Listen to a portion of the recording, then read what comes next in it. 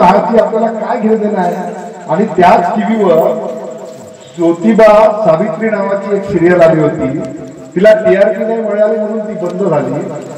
तेव्हा हरी नरकेंनी ते लिहिलेली स्क्रिप्ट होती, त्यांनी लिहिलं होतं व्हॉट्सअपवर फेसबुकवर, कारण पेपरवाले छापत नव्हते की अरे हे सिरियल पार नाही तर बंद पडेल, आणि खरंच ते मधून बंद पडली। आता फुलेंच्या सिनेमालाही विरोध झाला, त्याचे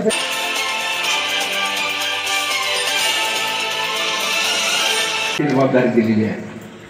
तसं पाहता हा जो महिना आहे हा क्रांतिकारकाचा महिना आहे। 9 एप्रिलला भारतातील थोर बुद्धिस्ट आणि त्यांना मार्क्सवादी म्हटलं जातं, राऊत सावंतराय यांची जन्मदिन साजरा करण्यात आला। 10 एप्रिलला भगवान महावीरांचा जन्मदिन साजरा करण्यात आला। आणि भगवान महावीर गौतम बुद्धापेक्षा मला वाटते मोठे होते, आणि महावीरांचं आणि बुद्धांचं हे दोघे जण जरी समकालीन असले तरी यांचं फार मोठं योगदान आहे। या भारतातली जी काही वर्णव्यवस्था आहे ती वर्णव्यवस्था नष्ट करण्याकरता महात्मा गौतम बुद्ध आणि महावीरांनी फार मोठी क्रांती केली, आणि त्या क्रांतीनंतर या देशामध्ये ब्राह्मणी व्यवस्थेनं पुन्हा प्रतिक्रांती केली आणि इथे जाती व्यवस्था नष्ट झाली। आणि म्हणून आपण त्यांची महावीरांची इथे आपण ते थोर विचारवंत होते, तत्वज्ञानी होते, त्यांच्याबाबत जे जैन धर्माचे जे अभ्यासक आहे माझे मित्र बिजेकर, इथे त्यांचा ते सर्वस्व ज्ञानाचा परिचय करून देणारच आहे। त्यानंतर 11 एप्रिलला महात्मा फुले जयंती आपण या महिन्यामध्ये साजरी केली, त्यांची देखील जयंती आज आपण साजरी करत आहोत। 14 एप्रिलला डॉक्टर बाबासाहेब आंबेडकर, आणि 30 एप्रिलला 2 महापुरुषांची, 2 विचारवंतांची या देशामध्ये जयंती साजरी करण्यात येणार आहे। ती आहे महात्मा बसवेश्वर, जे कर्नाटकचे बसवण्णा म्हणून ओळखले जातात, फार मोठे क्रांतिकारक होते। आणि दुसरे म्हणजे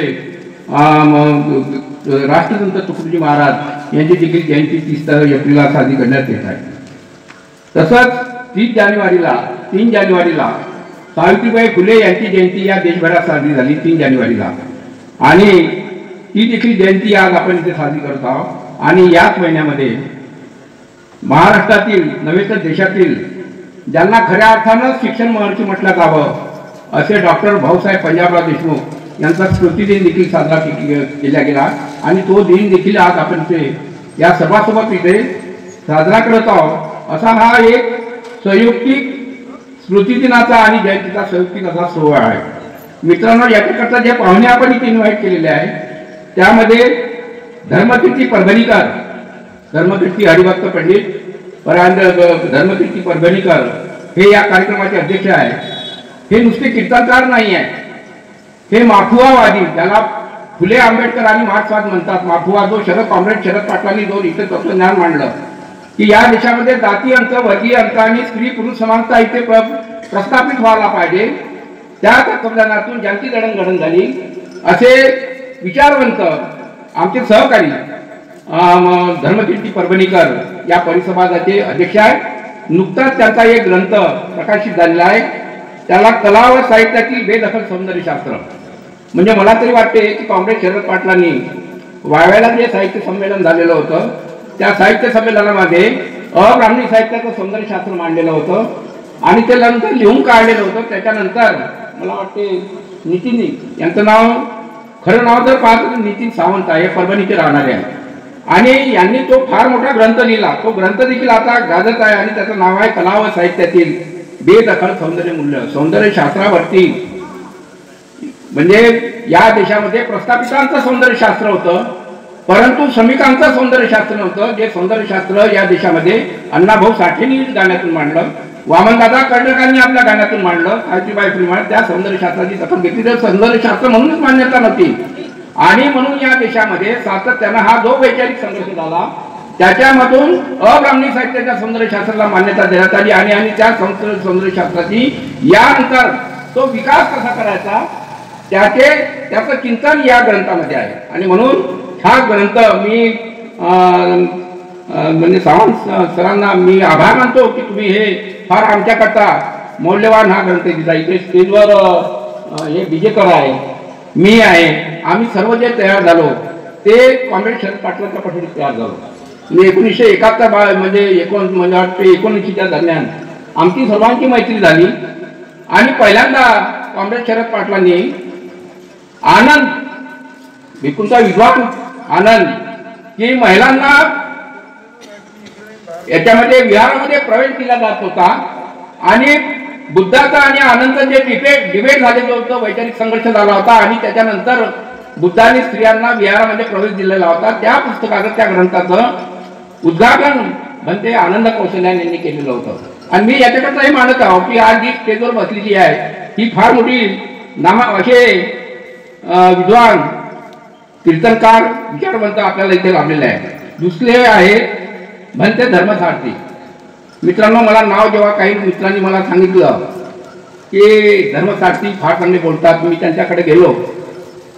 या माणसामध्ये हा माणूस, मी गेल्या सातत्यानं 2-3 दिवसापासून यांच्या संपर्कामध्ये, 4-5 दिवसापासून, हा म्हणजे म्हणते धर्मसारथी. त्यांचं मूल्यमापन जर करायचं असलं माझ्या दृष्टीने, मी असं म्हणेन अत्यंत लोकशाहीवादी घंटे माणूस आहे, अत्यंत लोकशाहीवादी.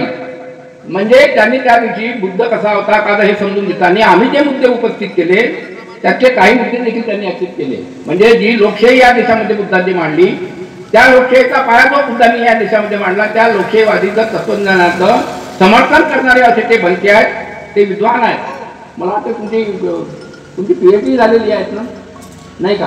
तर हे असे विद्वान आहेत आणि त्यांच्यासोबतच त्या विहारामध्ये, जे उंटखान्यामध्ये विहार आहे, त्या विहारामध्ये भंते राहुलजी हे देखील त्यांच्यासोबत राहतात. भंते राहुलजी देखील अत्यंत व्यापक आहे आणि ते संघटक आहे. त्या सर्व बौद्ध तत्वज्ञानाचा नागपूर जिल्ह्यामध्ये जो प्रसार व्हायला पाहिजे, तो प्रसार करण्याकरता ते धर्मसारथीसोबत ते संघटक या नात्याने, ऑर्गनायझर या नात्याने विचाराचा प्रसार होण्याकरता माणसं जोडण्याची कला त्यांच्यामध्ये अवगत आहे आणि अशा प्रकारे ते प्रमुख दोन्ही वक्ते आपल्याला इथे लावलेले आहेत. तिसरे जे आहेत माझे मित्र स्वप्नील, इथं स्वप्नील इथे आलेला आहे. स्वप्नील हा जो आहे पुण्याचा आहे, तसा तो वर्धा जिल्ह्यातला राहिलेला आहे आणि हा BTech केमिकलमध्ये आहे. यांनी नोकरी केली बंगलोरला आणि सर्वीकडे. परंतु आता तो, तुम्ही सुलभाताई ब्रह्मेंचं नाव ऐकलं असेल, ज्या महाराष्ट्रामध्ये इकॉनॉमिस्ट होत्या, धनंजयराव गाडगे यांची ती कन्या होती, मरण पावल्या. त्यांनी एक लोकायत नावाचा एक ग्रुप काढलेला होता आणि त्या लोकायतच्या ग्रुपमध्ये ते काम करतात आणि सध्या ते महाराष्ट्रभर फिरून संविधान जागर अभियानचे सातत्याने राबवतात. ते खेड्यापाड्यात दिलेत आहे स्वतःच्या पैशाने. पुण्याची टीम देखील नागपूरला काही आलेले आहेत. ते माझे मित्र असल्यामुळे त्यांना मी ते म्हटलं की आग्रहानं चाललं लागते, ते आले आणि म्हणून ते सुद्धा, ते विचारवंत आहेत, लेखक आहेत, ते सुद्धा इथे आपल्या स्टेजवर उपस्थित झालेले आहेत. त्याच्यानंतर इथे रमेश विजेकर आहे आजचे वक्ते, ज्यांचं जैन तत्वज्ञानावरती इथे भाषण होणार आहे. रमेश विजेकर हे आम्ही एका पठडीत तयार झालेलो मित्र आहोत. आमचे तसं पाहता कॉम्रेड आज चव्हाण सरांची आठवण येते. चव्हाण सर जर आम्हाला दोघांना असं वाटते का चव्हाण सर जर मरण पावले नसते तर आज आमचे लेकरं आणि नातू आज आमच्या वेगळ्या विचारानं घडले असते. हा माणूस चव्हाण सर, आम्ही जेव्हा तिथे नोकरीवर लागलो आणि हे करतो, चव्हाण सर आमच्याकडून फक्त 20 रुपये महिना ट्युशनचे घ्यायचे आणि इंग्रजीची ट्युशन आमची होती आणि एक शब्द जरी इंग्रजीचा आला तर तो शब्द मार्क्स फुले आंबेडकर अनालिसिस पद्धतीनं कसा काय वापरता येईल हे तत्वज्ञान त्या शब्दाची तुलना. आणि त्या पठडीत आम्ही दोघंही जण तयार झालो, मी आणि विजेकर. म्हणजे आमची मैत्री खूप गाडी आहे. ते विचारवंत आहेत. शिक्षणावरती त्यांनी 4-5 ग्रंथ लिहिले आणि ते शिक्षणाच्या सांप्रदायिकरण विरोधी, शिक्षणाच्या बाजारीकरण विरोधी आणि समान शिक्षण आणि सर्वांना शिक्षण आणि न्यू एज्युकेशन पॉलिसी जी आहे याच्यावर देखील ते काम करतात. आणि सध्या ते नवशक्ती पेपरमध्ये त्यांचं एक सदर प्रकाशित होत आहे, ते आहे जैन तत्वज्ञानावरचं. आणि म्हणून सध्या त्यांची जी अभ्यासाची शैली आहे ती जैन तत्वज्ञानावरती सातत्यानं मांडणी करीत आहे. अशा प्रकारचे ते वक्ते उपस्थित झालेले आहेत. त्याच्यानंतर आजच्या या कार्यक्रमाला प्रमुख उपस्थित असलेले आमचे ज्येष्ठ मार्गदर्शक ज्ञानेश्वर दादा रक्षक यांची अख्खी कुटुंबात पूर्ण म्हणजे रक्षक फॅमिलीचा इतिहासच वेगळा आहे. यांनी तुकडोजी महाराजांच्या तत्वज्ञानाला वाहून घेतलेला आहे आणि निव्वळ तत्वज्ञानाला वाहूनच घेतला असं नव्हे तर जीवनामध्ये तत्वज्ञान ती पूर्ण फॅमिली जगतात. त्यांच्या मुलीचा जो छायाचा तो विवाह आहे मुलीचा, ते घरचे रईस आहेत, मोठमोठे दुकानं आहेत, त्यांना काही पैशाची कमी नाही आहे. परंतु या तत्वज्ञानाचा प्रसार करण्याकरता त्यांच्याकडे जे मानव आहेत, त्या मानवांना जेव्हा मुलगी देण्याचा प्रश्न आला, सारे जण म्हणत होते की मुलगी कोणती न्याला, हा तर फुल टाइम वर्कर आहे. तर तेव्हा प्रश्न झाल्यानंतर ज्ञानेश्वर दादा म्हणाले की मुलगी कोण नाही देत, त्यांनी स्वतःची मुलगी त्यांना दिली. इंटरकास्ट मॅरेज आहे मित्रांनो. हे समजून घ्या तुम्ही की ही माणसं जी या तोला मुलाची माणसं आहे स्टेजवर बसलेली. हा जो आपण कार्यक्रम घेतलेला आहे हा अतिशय मला उपस्थिती संदर्भात मला दुःख नाही आहे. मला 10 माणसं जरी असले तरी चालते, कारण की मी फुले आंबेडकरवादी मार्क्सवादी तत्वज्ञानाचा मी एक विद्यार्थी आहोत. आणि म्हणून क्रांती जर या देशामध्ये व्हायची असली तर ती संख्येने क्रांती होणार नाही. संख्येने क्रांती होणार नाही. ती क्रांतीची सुरुवात ही गुणात्मक बदलातून होणार आहे. आणि म्हणून तुम्ही जे उपस्थित आहात तिथे तुमची जरी संख्येने कमी असले तरी तुमच्यामध्ये जर गुणात्मक बदल घडून आणला तर या ज्या महामानवाच्या आपण इथे जयंत्या साजरा करत आहोत त्या महामानवांच्या जयंत्याच्या याच्यातून इथे क्रांती होण्याला हातभार लागणार आहे. आणि म्हणून तसे माझ्यासोबत आलेले शैलेश जैनबंधू, कॉम्रेड शैलेश जैनबंधू हे कवी आहे. Socialist unity centre of India नावाचा एक गट कम्युनिस्टांचा आहे देशामध्ये. पश्चिम बंगालमध्ये बरेच काळपर्यंत त्यांचे खासदार आणि आमदार राहत होते. ते शैलेश एका वेळेस म्हणजे मला वाटते 10 वर्षाच्या पूर्वी असेल रामटेक लोकसभा मतदारसंघातून त्यांच्या पक्षाने त्यांना खासदारकीची तिकीट दिलेली होती. एक इलेक्शन देखील आपल्या रामटेक लोकसभा मतदारसंघातून लढलेले आहे. ते गायक आहे उत्तम, ते देखील इथे उपस्थित झालेले आहेत.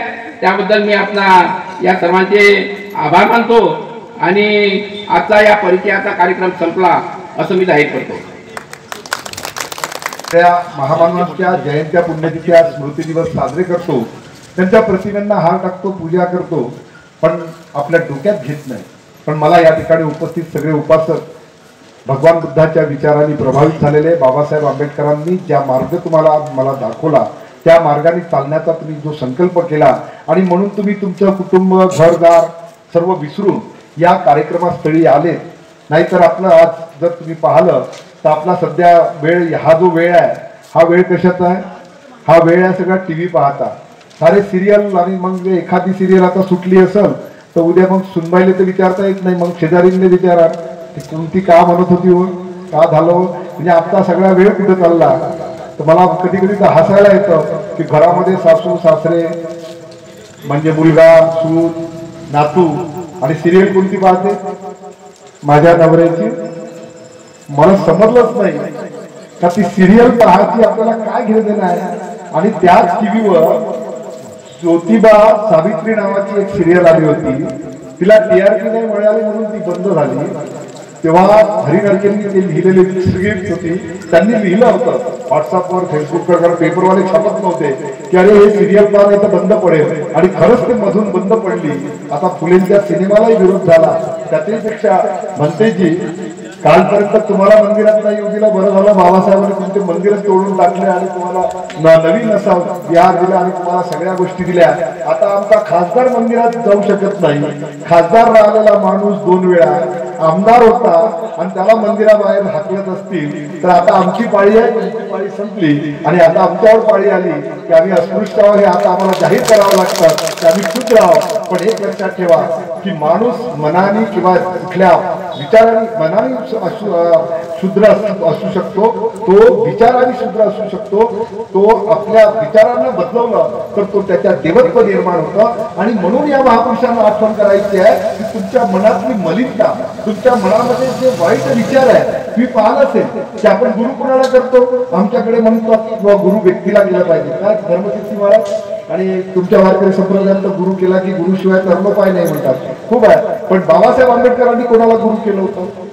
बाबासाहेब आंबेडकरांनी 3 लोकांना गुरु केलं होतं. एक भगवान गौतम बुद्ध, भक्त कबीर आणि महात्मा ज्योतिबा फुले. या तिघांपैकी बाबासाहेबांनी कोणाला पाहिलं होतं? या तिघांशी बाबासाहेबांना कधीच संबंध नाही आला. या तिघही बाबासाहेबांच्या जन्माआधीच तिघांतही आपल्या कार्याची समाप्ती झाली होती. पण बाबासाहेबांनी गुरु कोणाला म्हटलं?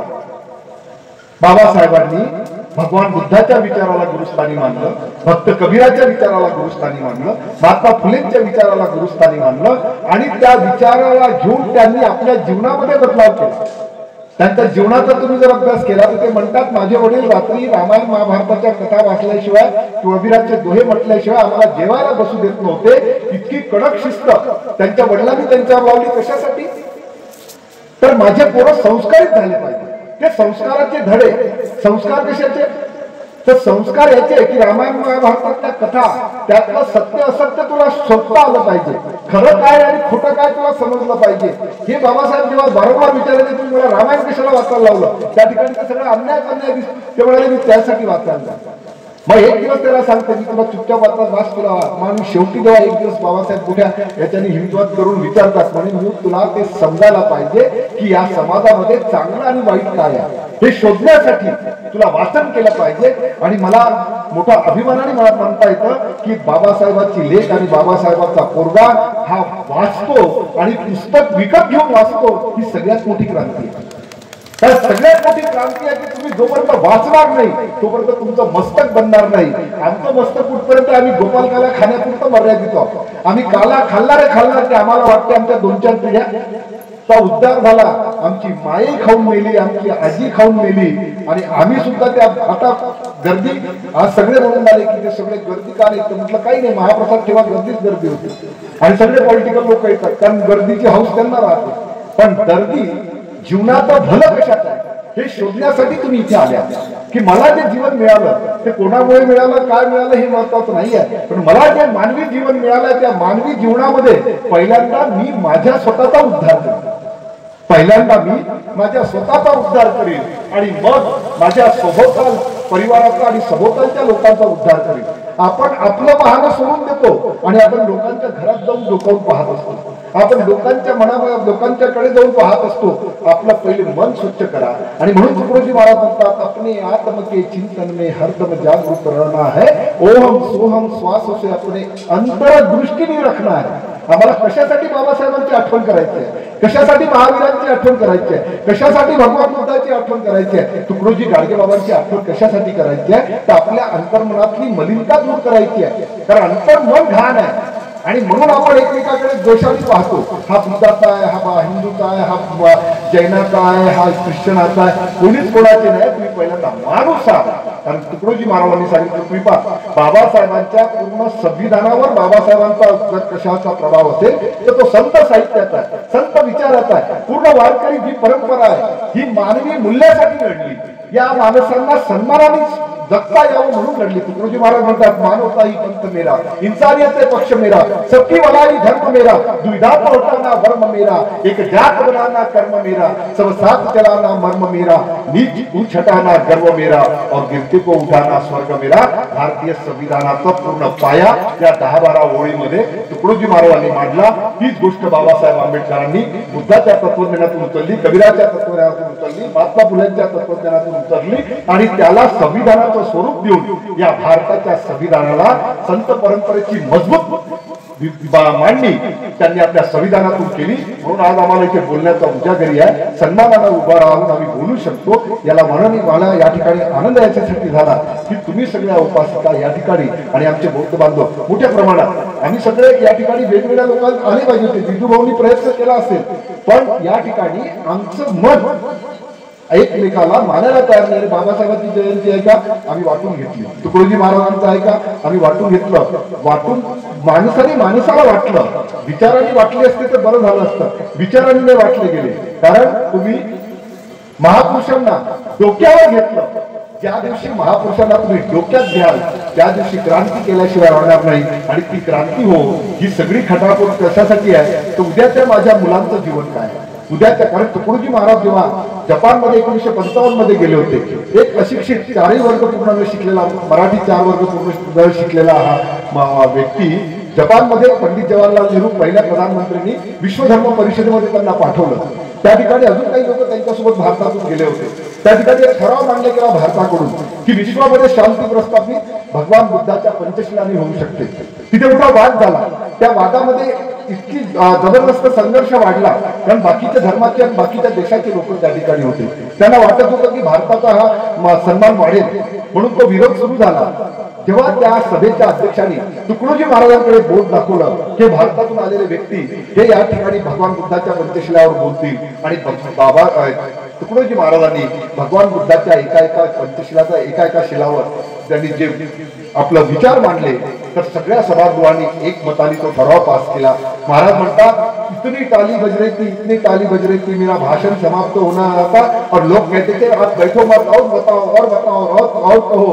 मी म्हटलं बोले हे सब तो बुद्धाचा विचार आहे. आणि महाराज म्हणतात की त्या विचाराला जर त्या ठिकाणी विरोध झाला असता तर मी त्या सभेचा निषेध केला असता आणि मी माझ्या देशात परत आलो असतो, कारण माझ्या देशाचा आणि भगवान बुद्धाचा अपमान मी कधी सहन करू शकलो नसतो. ही ताकद 1955 मध्ये जपान मधून मांडणारा तुकडोजी महाराज आणि जेव्हा भारतात परत आले तेव्हा नागपूरच्या त्यावेळेस बौद्ध धर्म स्वीकारायचा होता, त्याच्यात सगळं वातावरण चालू होतं. त्या ठिकाणी त्याचं नियोजन समिती जी होती त्या समितीने तुकडोजी महाराजांचा सत्कार केला आणि त्या सत्काराचं भाषण वामनराव गोडबोलेंनी जे पुस्तक लिहिलं आहे धर्मांतरावर त्याच्यामध्ये तुकडोजी महाराजांचं भाषण आहे. ते म्हणतात मी खूप दिवसापासून पाहत होतो की तुकडोजी महाराज नावाचा हा व्यक्ती गावागावामध्ये बुद्धावर बोलतो, भगवान बुद्धाचा विचार मांडतो, म्हणून त्यांच्याबद्दल मला उत्सुकता होती आणि त्यांचा सत्कार ठेवला. आणि त्यांनी 2500वी बुद्धाची जयंती तुकडोजी महाराजांनी चिमूर तालुक्यामध्ये 100 खेड्यामध्ये समयदान यज्ञ म्हणून गावागावात जागृती केली आणि 1 महिनाभर ती यात्रा चालवली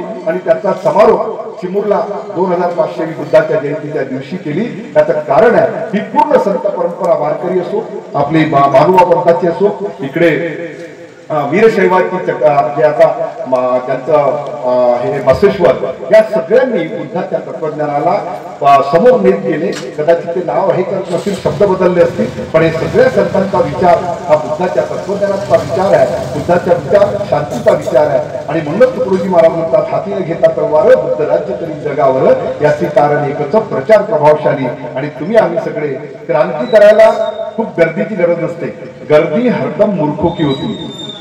तुकडोजी महाराज म्हणतात गर्दीची गरज नसते, क्रांती करायला गांधी एकटा निघाला होता, बाबासाहेब एकटे निघाले होते आणि मग समाज त्यांच्या पाठीमागे जात गेला.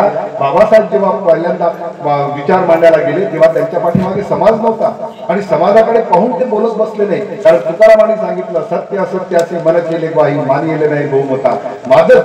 माझं मन मला माहित आहे, मी सत्य बोलतोय आणि सत्य असत्याचं मन तुमचं जर साक्षी देत असेल तर एवढी माणसं सुद्धा जगात क्रांती करू शकतात. क्रांती करणारी जी माणसं होती ती काही गर्दी मोठी नव्हती, ती दर्दी होती. आणि तुम्ही सगळे या ठिकाणी बुद्धाच्या आणि बाबासाहेबांच्या विचारांनी प्रभावित आहात. तुम्ही तुकारामाचे वारसदार आहात, तुम्ही गाडगेबाबा तुकडोजीच्या विचाराचे वारसदार आहात. आपण विचाराचे वारसदार बना, व्यक्ती पूजा करू नका, व्यक्तिपूजक बनू नका. मी काही तुकडोजी महाराजांच्या फोटोला हाती आरती करत नाही, अगरबत्ती लावत नाही, मी त्यांची भजन पूजनही करत नाही, पण त्यांची प्रार्थना जपतो. ते म्हणतात है प्रार्थना गुरुदेव से या स्वर्ग सम संसार हो, अति उच्चतम जीवन बने परमार्थमय व्यवहार हो. त्याचा सामूर्थ शब्द फार महत्वाचा आहे. हे सगळ्या ओळी जर वाचल्या तर तुम्हाला भारतीय संविधानातले वेगवेगळे कलमा लक्षात येईल. है प्रार्थना गुरुदेव से या स्वर्ग सम संसार हो, अति उच्चतम जीवन बने परमार्थमय व्यवहार हो. अति उच्चतम जीवन कोणाचं? एकट्याचं नाही, पूर्ण समुदायाचं. स्वर्गासारखं सुंदर माझं घर, माझं गाव, माझा देश हे स्वर्गासारखं सुंदर व्हावं. स्वर्ग म्हणजे काय? आकाशात वगैरे नाही. सुनीता विल्यम आली तिथे दिसलं असतं आकाशामध्ये यमदूत वगैरे जाऊन काही घोड्या याच्यावर बसून जाताना येताना. स्वर्ग याचा अर्थ आहे जिथे झगडा नाही, जिथे भांडण नाही, जिथे जाती नाही, जिथे द्वेष नाही. आम्ही माणूस म्हणून माणसासारखं वागतो, ते स्वर्ग. आणि म्हणून म्हणतात है प्रार्थना गुरुदेव से स्वर्ग सम संसार हो, अति उच्चतम जीवन बने परमार्थमय व्यवहार हो. ना हम रहे अपने लिए, हमको सभी से गर्व है, गुरुदेव यह आशीष दे जो सोचने का फर्ज है.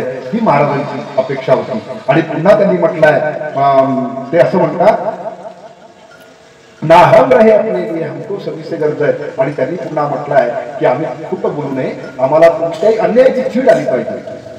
वो चीड़ झूठे राह अन्याय के अभिमान की, सेवा करण को दास की, परवा नहीं हो जानकी.